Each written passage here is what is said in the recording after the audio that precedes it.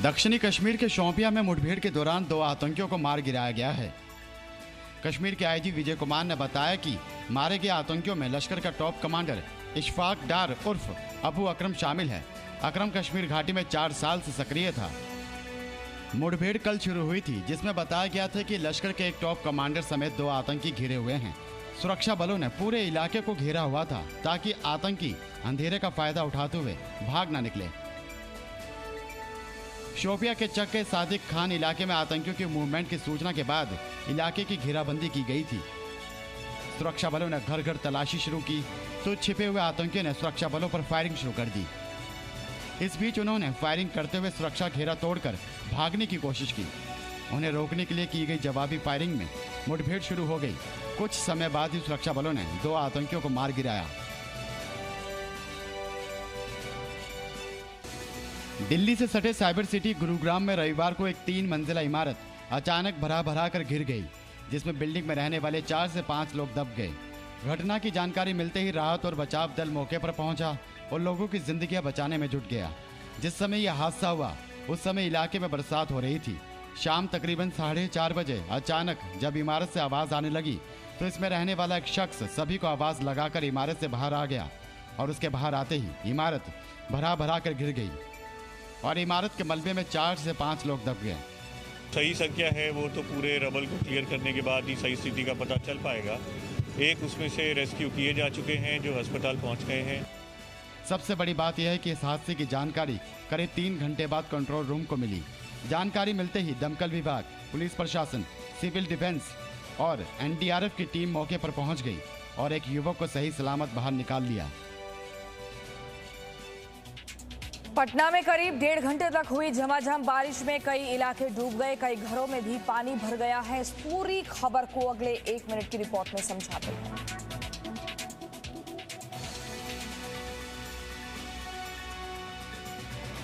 रविवार को पटना एक बार फिर डूबने लगा। महज 1.5 घंटे की बारिश ने राजधानी को पानी कर दिया। कोई ऐसा इलाका नहीं बचा जहां बारिश के पानी न डेरा ना डाला हो। पौष इलाका हो या फिर सामान्य, हर जगह पानी भर गया। आप डिप्टी सीएम रेणु देवी के आवास का नजारा देखिए। जब आवास डूबने लगा तो पंपिंग सेट लगाकर पानी निकालने की व्यवस्था की गई। बीजेपी के वरिष्ठ नेता नंद किशोर यादव का आवास तो फिर से पानी में डूब गया। अभी पिछले महीने भी बारिश में ऐसी ही तस्वीर आई थी। 1 महीने बाद फिर से वो तस्वीर उभर कर सामने आई है। बिहार विधानसभा परिसर का भी हाल कुछ ऐसा था। सड़कें पानी में डूब गई और पूरा कैंपस पानी से लबालब नजर आया। बीजेपी ऑफिस के पीछे का अदालतगंज इलाके का हाल तो इतना खराब नजर आया कि पूछिए मत। तस्वीरें देखकर ही समझ जाइएगा कि बारिश ने क्या कर दिया। एसके पुरी की गलियों में बारिश का पानी भर गया, जिससे लोगों की परेशानी बढ़ गई है। झारखंड में भी कई नदियों ने त्राहिमाम मचा रखा है। साहिबगंज में तो गंगा की चपेट में आए एक स्कूल भरा कर गिर पड़ा।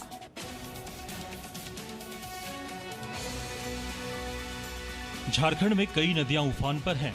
तस्वीरें साहिबगंज के एक गांव की है, जहां गंगा इस कदर गुस्से में दिख रही है जैसे मानो पूरे गांव को ही अपनी चपेट में ले लेगी। गांव के एकमात्र सरकारी स्कूल को गंगा ने लील लिया।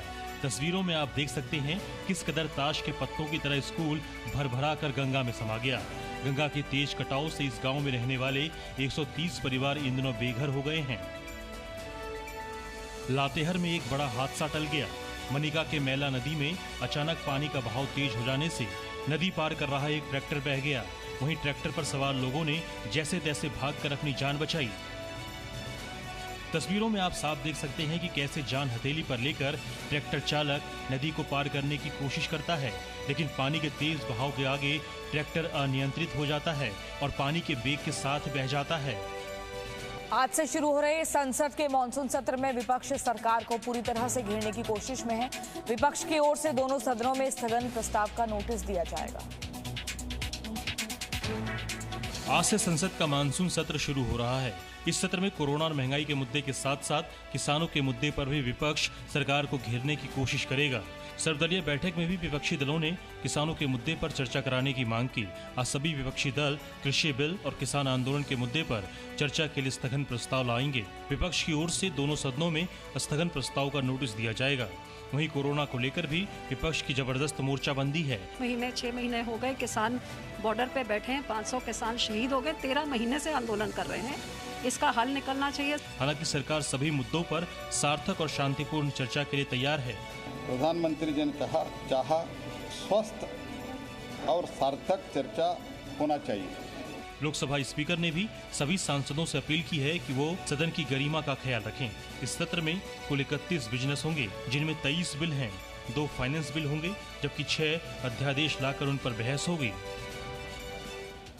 आज से शुरू हो रहे मॉनसून सत्र में सदन के अंदर और बाहर किसानों के मुद्दे पर हंगामा तय है। किसान पहले से ही 22 जुलाई को संसद के घेराव का ऐलान कर चुके हैं। आज से संसद का मानसून सत्र शुरू हो रहा है। इस सत्र में कई महत्वपूर्ण बिलों पर चर्चा होगी, लेकिन आंदोलनकारी किसान पहले से ही 22 जुलाई को संसद के घेराव का ऐलान कर चुके हैं। किसानों के ऐलान के चलते दिल्ली पुलिस इस बार ज्यादा सतर्क है और इसी की वजह से किसान नेताओं के साथ सत्र शुरू होने से ठीक पहले एक मीटिंग की। दिल्ली पुलिस ने इसके पीछे कोरोना गाइडलाइंस का हवाला दिया, लेकिन किसानों की तरफ से कुछ खास आश्वासन नहीं मिला। प्रदर्शनकारी किसान अपनी मांग पर अड़े हैं। वो 200 लोगों के साथ संसद के पास प्रदर्शन करना चाहते हैं। किसानों ने दिल्ली पुलिस को इस बार भी शांतिपूर्ण प्रदर्शन का भरोसा दिलाया है। हालांकि 26 जनवरी की भारी हिंसा को झेल चुकी दिल्ली पुलिस इस बार कोई चांस नहीं लेना चाहती, इसलिए नई दिल्ली में आने वाले 7 मेट्रो स्टेशन को अभी से अलर्ट पर रखा गया है। ये मेट्रो स्टेशन जरूरत पड़ने पर कभी भी बंद कराए जा सकते हैं। इसके अलावा संसद के घेराव के ऐलान के बीच और 15 अगस्त को ध्यान में रखते हुए लाल किला की सुरक्षा का जायजा लिया और किसी भी तरह की हिंसा से निपटने के लिए एंटी रॉयड ड्रिल किया।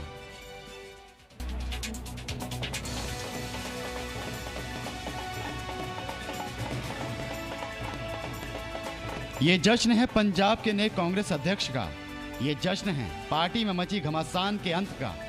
पंजाब कांग्रेस में पिछले कई दिनों से चल रही अंदरूनी कलह का रविवार को अंत हो गया।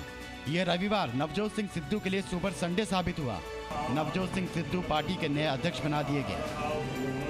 पार्टी की ओर से मिली नई जिम्मेदारी की शुरुआत उन्होंने गुरुद्वारे में माथा टेक कर की, लेकिन अक्सर मीडिया से बात करने वाले सिद्धू किसी खास मौके पर बिना कुछ बोले ही निकल गए, जबकि उनके समर्थकों ने पटियाला से अमृतसर तक जश्न का समा बांध दिया। ढोल बजाए गए, मिठाइयाँ बांटी गई। कांग्रेस ने नवजोत सिंह सिद्धू को पंजाब कांग्रेस का अध्यक्ष तब बनाया है जब अगले साल वहां विधानसभा चुनाव होना है। उनकी ये नियुक्ति कैप्टन अमरिंदर सिंह के साथ लंबे टकराव के बाद हुई है। इसके लिए सिद्धू ने गांधी परिवार के सामने बार बार जोर लगा रहे थे। असम के मुख्यमंत्री हेमंता बिस्वा शर्मा ने खुद ड्रग्स के खिलाफ अभियान छेड़ रखा है। इस पूरी खबर को 1 मिनट में देखिए। ये तस्वीर आपको चौंकाएगी, क्योंकि रोड रोलर चला रहे व्यक्ति असम के मुख्यमंत्री हैं। दरअसल असम के मुख्यमंत्री हेमंता बिस्वा शर्मा जब्त किए ड्रग्स को नष्ट कर रहे थे। रविवार को उन्होंने खुद नगाम में जब्त हुई ड्रग्स में रोड रोलर चलाया। इसके अलावा भी मुख्यमंत्री ने होजई में ड्रग को जलाया भी। इसके साथ ही मुख्यमंत्री ने ट्वीट कर लिखा कि असम में ड्रग का अंतिम संस्कार। होजई में 353.62 ग्राम हेरोइन, 736.73 किलोग्राम गांजा और 45,843 नशे की गोलियां नष्ट की गई। पिछले 2 दिनों में लगभग 163 करोड़ रुपए का ड्रग नष्ट किया गया है और पूर्वोत्तर से ड्रग की समस्या को खत्म करने के लिए वो मणिपुर और मिजोरम के साथ मिलकर काम कर रहे हैं। गौरतलब है कि राज्य में ड्रग्स के बढ़ते इस्तेमाल को लेकर सीएम हेमंता बिस्वा शर्मा ने हाल ही में फिल्म उड़ता पंजाब का जिक्र करते हुए कहा कि उड़ता पंजाब की तरह असम भी उड़ता असम बनने की राह पर था। मशहूर शायर मुनव्वर राणा एक के बाद एक विवादास्पद बयान देते जा रहे हैं। अब उन्होंने जनसंख्या नियंत्रण बिल पर निशाना साधा है। मशहूर शायर मुनव्वर राणा ने ऐलान किया है, अगर असदुद्दीन ओवैसी की वजह से यूपी में बीजेपी की सरकार बनी तो वो उत्तर प्रदेश छोड़कर चले जाएंगे। अगर भारतीय जनता पार्टी अगर फिर से उत्तर प्रदेश में आ गई तो हम उत्तर प्रदेश से चले जाएंगे। मुनव्वर राणा यही नहीं रुके। रायबरेली में उन्होंने जनसंख्या नियंत्रण बिल का भी मजाक उड़ाते हुए कहा कि ज्यादा बच्चे इसलिए जरूरी हैं क्योंकि कुछ एनकाउंटर में मार दिए जाते हैं, कुछ कोरोना में मार दिए जाते हैं। लखनऊ में यूपी एटीएस द्वारा पकड़े गए अलकायदा के आतंकियों के मसले पर उनका कहना है कि पुलिस ने टेररिस्ट नहीं कुकर बम पकड़ा है। मासूमों को फंसाया जा रहा है, घर से कुकर उठाकर बम बताया जा रहा है। वहीं बीजेपी ने कहा अगर मुनव्वर के यूपी में रहने की शर्त 2022 भारतीय जनता पार्टी की सरकार का नहीं बनना है तो उन्हें बोरिया बिस्तर बांध लेना चाहिए। उत्तर प्रदेश में रहने की शर्त 2022 में भारतीय जनता पार्टी की सरकार, योगी आदित्यनाथ की सरकार नहीं बनना है तो आपको अपना बोरिया बिस्तर बांध लेना चाहिए। Presenting B News app, available on Google Play and App Store. Download it now.